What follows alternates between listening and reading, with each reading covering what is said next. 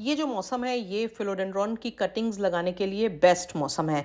हालांकि आपको लगता होगा बारिश होता होगा, पर नहीं, बारिश में थोड़ा वाटरिंग ज़्यादा होती है और फिलोडेंड्रॉन्स को कई बार वो उनकी रूट्स को, उनके स्टेम को रॉट कर देती है। पर ये जो मौसम है ये बेस्ट है। और मैंने अभी 10-12 दिन पहले बहुत सारे अपने फिलोडेंड्रॉन्स में से कटिंग्स निकाली और सोचा कि उनको पानी में प्रोपगेट होने के लिए, वाटर में प्रोपगेट होने के लिए रख दूं।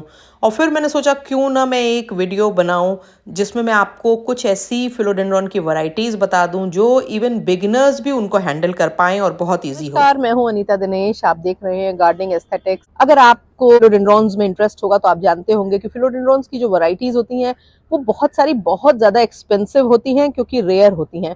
पर कुछ ऐसी कॉमन फिलोडेंड्रॉन की वैरायटीज हैं जो आपको बहुत आसानी से ज्यादातर नर्सरीज में, ज्यादातर शहरों में मिल जाएंगी और जिनको आप लगा करके आप अपने प्लांट के कलेक्शन को रिच बना सकते हैं। मेरा मानना है कि अगर आपको ग्रीनरी चाहिए तो फिलोडेंड्रॉन से बेहतर कोई भी प्लांट नहीं है। इतने लश, इतने ग्रीन होते हैं ये, और ये आपसे ज्यादा डिमांड नहीं करते हैं। सिर्फ और सिर्फ आपको इनको पानी स्प्रिंकल करते रहना चाहिए, और अगर आप ये करने में कामयाब हो जाएंगे तो आप नॉर्थ इंडियन प्लेन्स के किसी भी हिस्से में रहते हो, आपके फिलोडेंड्रॉन पूरे साल भर तरोताजा और हरे भरे रहेंगे।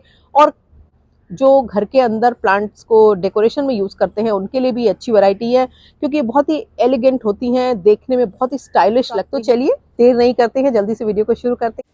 पहली फिलोडेंड्रॉन की वैरायटी जो बहुत ही इजी केयर है और आप इसको हैंगिंग बास्केट्स में भी लगा सकते हैं, मॉस पोल के सहारे भी लगा सकते हैं, और बहुत ही ज़्यादा खूबसूरत होती है और फास्ट ग्रोइंग है और बहुत ही इजी टू प्रोपगेट है, वो है फिलोडेंड्रॉन ब्रासिल।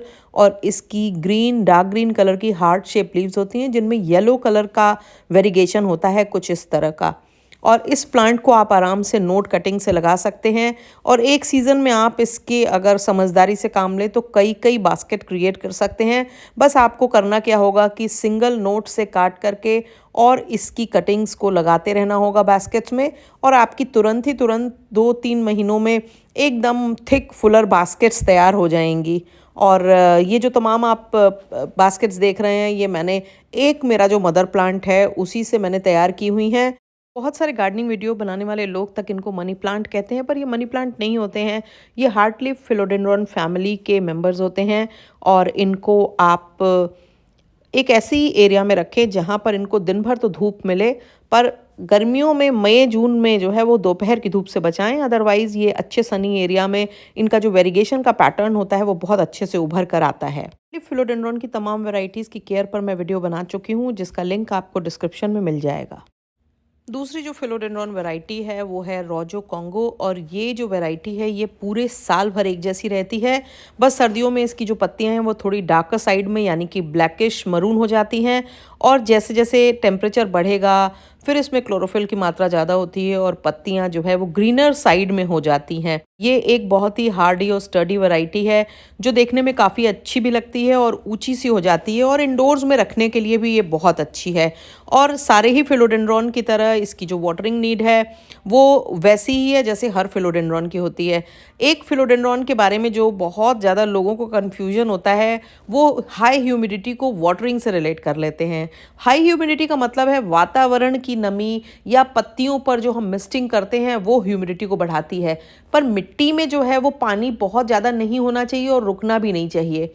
तो उसका सबसे अच्छा तरीका ये है कि जिस तरह मैं आपको भी दिखाती हूँ कि आप हफ्ते में एक बार इस तरह से भर दीजिए पानी पॉट में, और उसके अलावा पूरे सप्ताह बस इनको फुहारें दे दीजिए। अगर आपके पास मेरी तरह पाइप से पानी डालने की जगह ना हो तो फिर आप ऐसा कर सकते हैं कि स्प्रेयर से इस पर मिस्टिंग कर दीजिए या फिर मग से पानी डालिए, कैसे भी डालिए, पर वो पानी पॉट में बहुत ज़्यादा ना जाए, क्योंकि ये जो फिलोडेंड्रॉन्स होते हैं इनको ह्यूमिडिटी तो पसंद है, पर इनको अगर लगता है कि इनका प्लांट की जो रूट्स हैं वो बहुत ज़्यादा पानी में हैं तो फिर ये ख़राब होने लगते हैं, गलने लगते हैं। बाकी रेस्ट ऑफ द वीक आप इनको मिस्टिंग करिए। इस तरह से आप मिस्टिंग करेंगे और इनकी पत्तियां धुली रहेंगी। फिलोडेंड्रॉन की एक ख़ास बात होती है कि अगर इनकी पत्तियां साफ़ सुथरी और धुली हुई होती हैं तो ये बहुत लंबे समय तक चलते हैं, इनके प्लांट भी हेल्दी लगते हैं।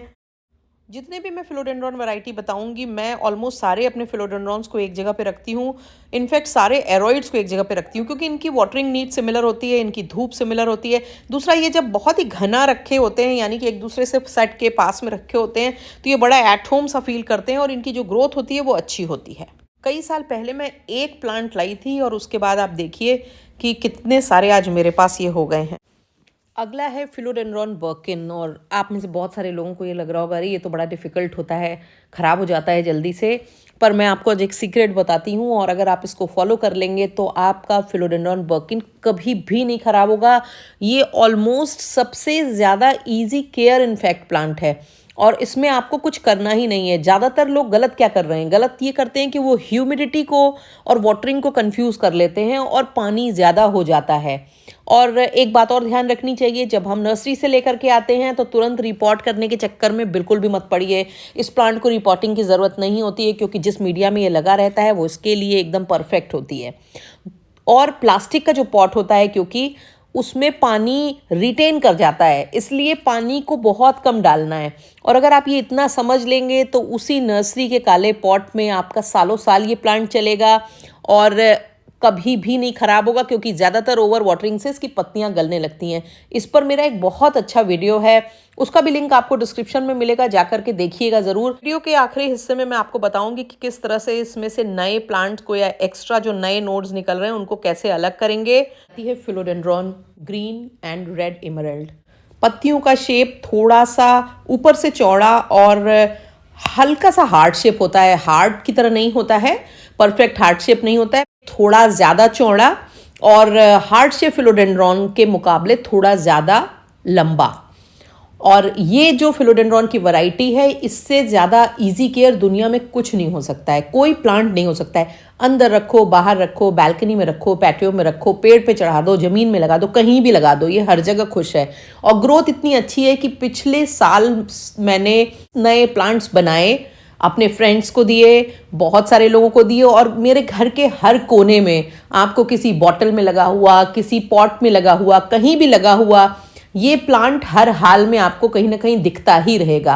इतनी आप समझ लीजिए इसमें ग्रोथ होती है कि आप हर 10 दिन 15 दिन पर इससे एक नोट कटिंग निकाल सकते हैं। बस पानी वैसे ही करते रहना है जैसे बाकी के फिलोडेंड्रॉन में करना है, और मिट्टी अच्छी होनी चाहिए। आगे किसी वीडियो में मैं आपको फिलोडेंड्रॉन के लिए परफेक्ट सॉयल कैसे तैयार करें ये ज़रूर बताऊंगी। पर ये प्लांट तो आपको कहीं भी मिले, आसानी से सब नर्सरीज में मिलेगा, बहुत महंगा भी नहीं होता है।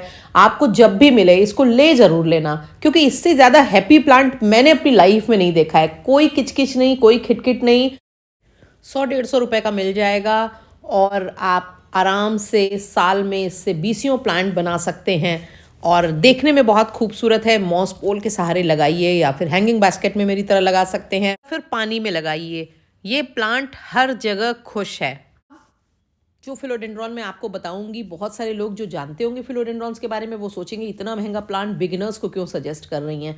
पर यकीन मानिए, मेरा अपना जो पर्सनल एक्सपीरियंस है, पिछली साल मैंने केरला से इसका एक प्लांट मंगाया था और ऑनलाइन तो काफ़ी महंगा मिलता है। मुझे हालांकि कुछ रीजनेबल मिल गया था, पर महंगा तो था। कई बार ऐसा होता है कि आपका के कुछ ड्रीम प्लांट्स होते हैं, तो उस समय ये मेरा ड्रीम प्लांट था और मुझे लगा मुझे लेना ही है। फिर मैंने ले लिया, और कमाल की बात यह है कि सर्दियों में इसके ऊपर कोई मौसम का असर नहीं हुआ। तो उनके लिए जिनको डिफरेंट हार्डी फिलोडेंड्रॉन वैरायटी चाहिए, उनके लिए पिंक प्रिंसेस एक अच्छा ऑप्शन है। छठे प्लेस के लिए मेरे दिमाग में कई फिलोडेंड्रॉन वैरायटीज़ थी, पर मैंने प्लेस दिया बर्ल मार्क्स को, क्योंकि ये बहुत ही खूबसूरत फिलोडेंड्रॉन होता है। हर फिलोडेंड्रॉन की तरह जब मैच्योर होता जाता है, पत्तियों का साइज और बड़ा होता जाता है। किसी पेड़ पे चढ़ा देंगे तो काफ़ी बड़ी पत्तियां हो जाती हैं, ग्लॉसी लीव्स होती हैं। लाइट की रिक्वायरमेंट बहुत फ्लेक्सिबल है, थोड़ी ज़्यादा लाइट, थोड़ी कम लाइट, कहीं पर भी रख दें। और एक ही सीज़न में इसके आप कई प्लांट प्रोपगेट कर सकते हैं, क्योंकि ये फास्ट ग्रोइंग है। और मेरे संग तो हमेशा ऐसा होता है कि घर के अंदर रखने के लिए भी मैं इस प्लांट को प्रेफर करती हूँ, और दूसरा इसका प्रोपगेशन चलता ही रहता है। एक ना एक प्लांट मैं इसका बनाती रहती हूँ और इसकी कटिंग्स को फ्रेश ग्रो करती रहती हूँ।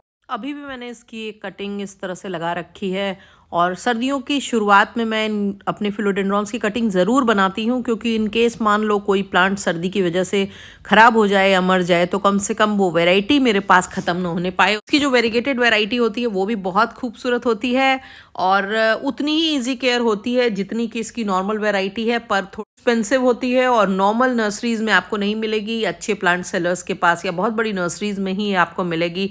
पर ये भी खूबसूरत ऑप्शन होता है। पर ये प्लांट इतना अच्छा प्लांट है घर के अंदर रखने के लिए। बात कर लेते हैं कि आप अपनी कटिंग्स को फिलोडेंड्रॉन की कैसे लगाएं, यानी कि फिलोडेंड्रॉन्स को मल्टीप्लाई कैसे करें। फिलोडेंड्रॉन्स को आप नोट कटिंग के साथ मल्टीप्लाई कर सकते हैं। ऐसे ही प्लांट में जहां पर रूट निकली हो इस तरह से, उसके 3-4 सेंटीमीटर नीचे से एक शार्प नाइफ से कट लगाएं और फिर आप देखेंगे कि एक आधा रूट तो आपको ऑलरेडी मिल गई होगी। उसके बाद आप चाहे उसको मिट्टी में भी लगा सकते हैं, चाहे उसको पानी में लगा सकते हैं। इसके अलावा आप लेका में भी प्रोपगेट कर सकते हैं और मुझे लगता है सबसे ज़्यादा कन्वीनियंट है फिलोडेंड्रॉन्स को लेका में प्रोपगेट करना। और इन तमाम कटिंग्स को मैं हालांकि वाटर में प्रोपगेट करूंगी और थोड़ा सा रूट बढ़ जाने के बाद इनको ट्रांसप्लांट करूंगी।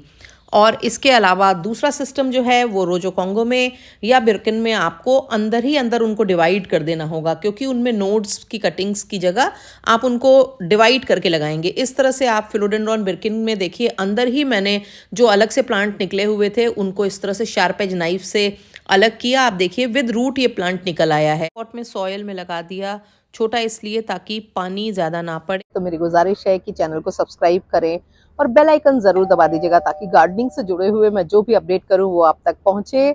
और अगर मेरे वीडियोस पसंद आए तो उनके लिंक को अपने गार्डनिंग लविंग फ्रेंड्स के संग शेयर भी कर सकते हैं और वीडियो को पसंद आने पर उन्हें लाइक करना बिल्कुल भी मत भूला करें।